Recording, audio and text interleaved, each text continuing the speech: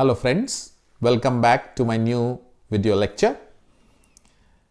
In this video lecture today, I will be talking about one of the earliest African writers, Phillis Wheatley.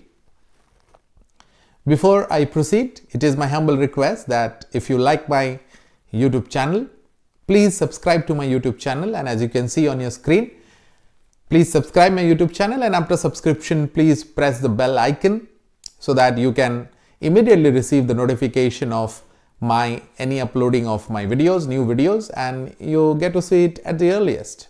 Thank you once more for your overwhelming response. Now, when we talk of Phillis Wheatley, the first thing that we should keep in mind is the timeline of Phillis Wheatley. Phillis Wheatley was born in 1753 and she survived till 1784. So as you can see the timeline, as you can see on your screen, the timeline is a very shorter one. Now let us try to understand the background of Phillis Wheatley.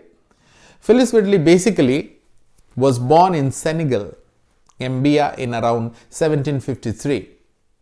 She was abducted and sold in the slave market at the age of 8. Slave trade during that period of time was a very common phenomenon where people were sold and people were purchased by one group, it was sold by other group, it was purchased. So slave trade was a very common, it was a legal trade during that period of time. So she was abducted and she was sold in a slave market at the age of 8.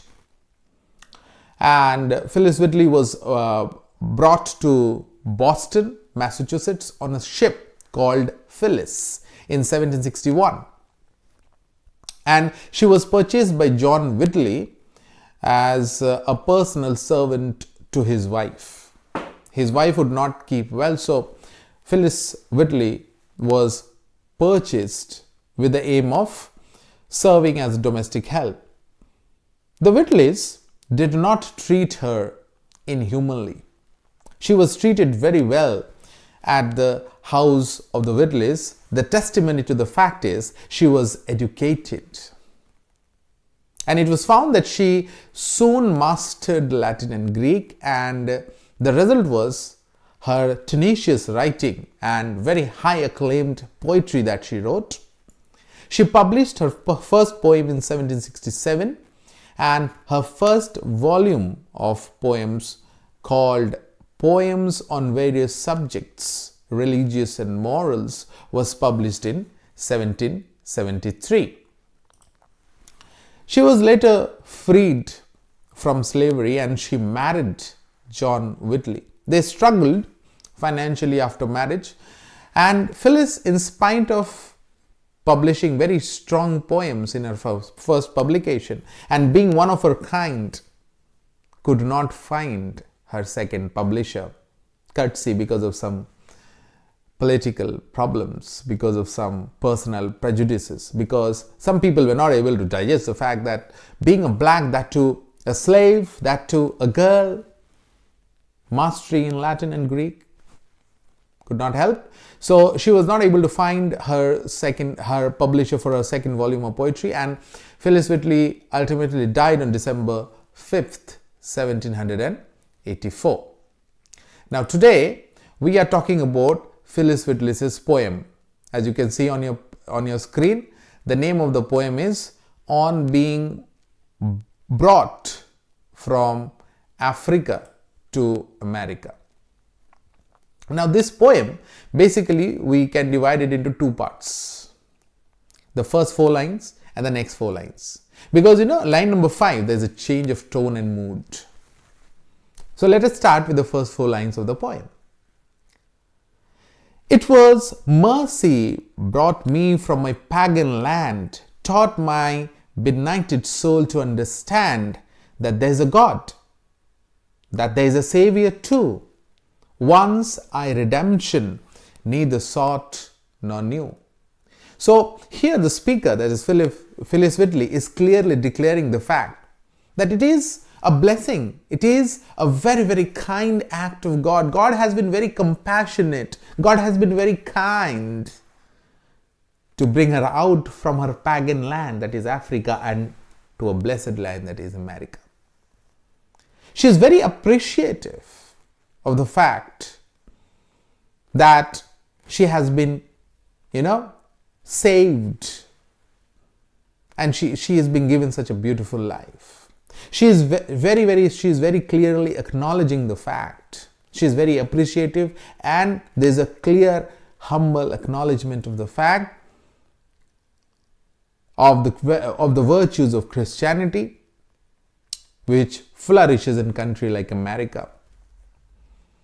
Because she is of the belief that despite her hardships, despite her terrible sufferings, injustices, she has been given a dignified approach to the situation.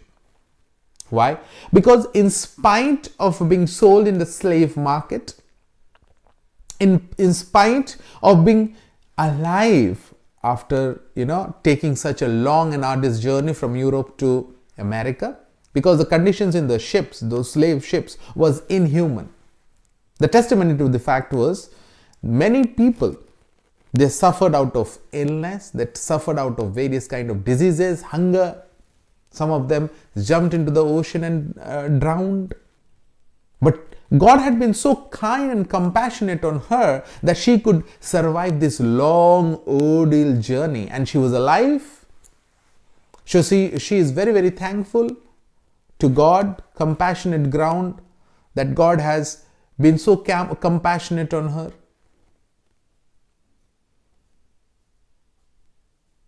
Her luck was so good, she was very lucky.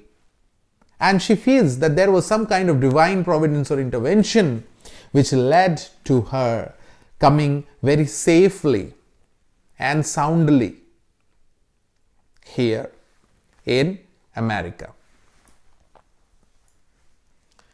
Now, she is also acknowledging the fact that after she has landed in America, she has learned of God.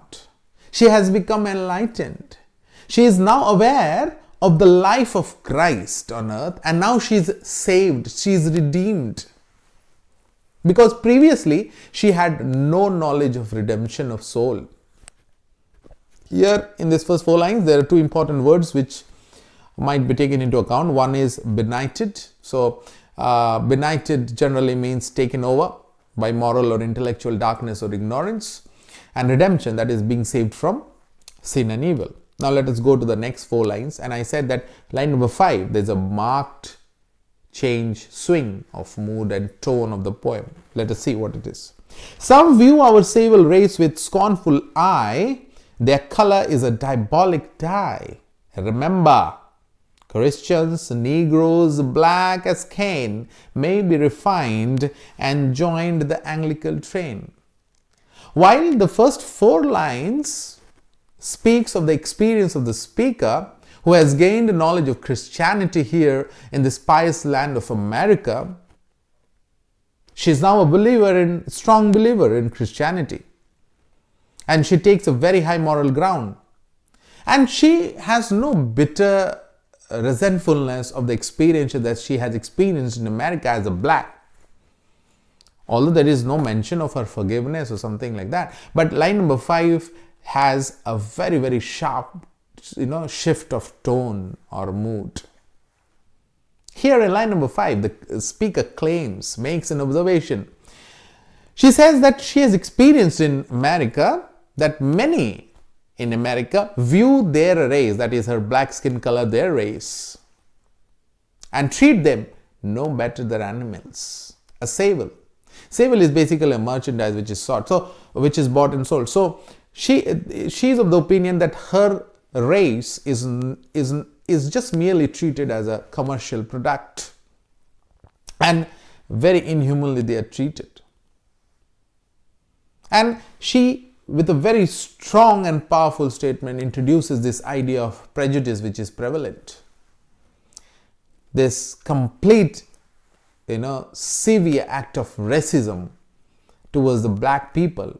She is of the opinion that this savage attitude is completely anti-Christian. Because now, being she herself believing in Christianity, she believes that people are always given a lesson of Christian ethics. In spite of that, the Christians who consider themselves God-fearing, calls her race a diabolic dye. It's a very strong statement, you see, and that's why, as you can see on your screen, the entire sentence, their color is a diabolic dye, is under double inverted comma. What does that suggest? That suggests that she's of the opinion that the people, some people there in America where she has landed, which the land she is considering land of redemption, because she has found a religion, she has found very good people. But there's a sudden shift in tone, and she says that while I have had these experiences which are very good, I have also seen a group of people who, being God-fearing Christians, treat them as diabolic dye, which suggests that people, because only people like her, she has black color skin, some of this group of Americans treat them as evil, which is not right. And because this is something, a strong racist attitude is demarcated here, she passes a very strong statement in line number 7. Very strong reminder. Remember, Christians, Negroes, black as Cain. A strong message to those who claim themselves, to those Americans who claim themselves God-fearing, some of that group, and yet they are having this racist attitude. There is a kind of irony also. She's clearly mentioning the fact, putting across the fact that before the eyes of God, all are equal. Remember that fact. And all, because are equal, are capable of joining the Anglican host. And here she gives an allusion of Cain. Now, if we if we try to trace who exactly was Cain, Cain was the son of Adam and Eve. Now, Cain murdered his own brother Abel, and the reason of murder was jealousy. What was the result? The result was God punished him with the fugitive and vagabond and endless crops curse. That is what God did.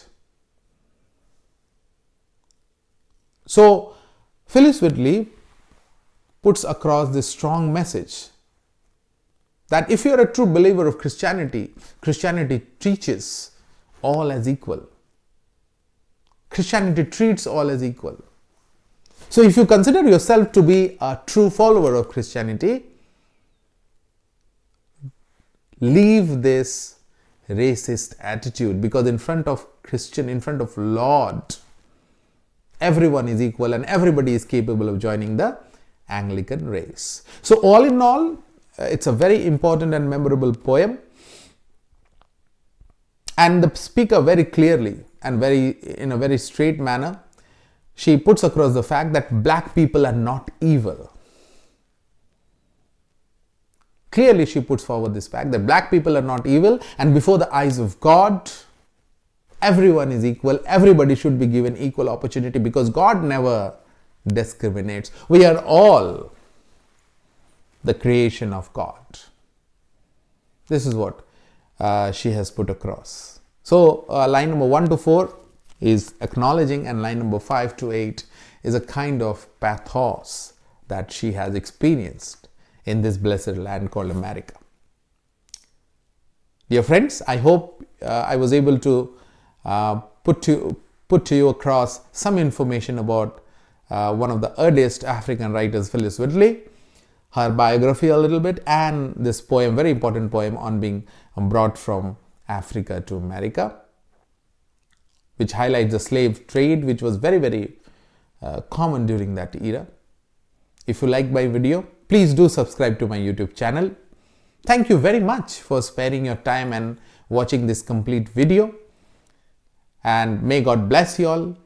Keep happy, keep healthy. This is Dr. Shoykot Banerjee. See you very soon. Thank you very much for watching.